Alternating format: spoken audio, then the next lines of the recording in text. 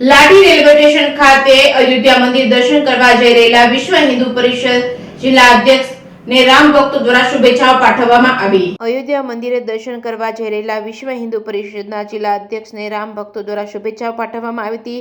લાઠી railway station ખાતે અમરેલી જિલ્લાના વિશ્વ હિન્દુ પરિષદના અધ્યક્ષ એડવોકેટ હિતેશભાઈ મહેતા, પૂર્વ જિલ્લા અધ્યક્ષ ડોક્ટર ભાનુભાઈ કિકાણી, પારુલબેન મહેતા અયોધ્યા દર્શન કરવા જતા લાઠી વિશ્વ હિન્દુ પરિષદ, બજરંગ દળ તથા શહેરની વિવિધ સામાજિક, સ્વૈચ્છિક, ધાર્મિક સંસ્થાઓ દ્વારા શુભેચ્છા પાઠવવા ઉપસ્થિત રહ્યા હતા। વિશ્વ હિન્દુ પરિષદના અધ્યક્ષ હિતેશભાઈએ જણાવ્યું હતું કે ભગવાન શ્રી રામલલ્લાના દર્શન કરવા જવાનો અવસર એ જીવનનો ઉત્તમ લાભો છે।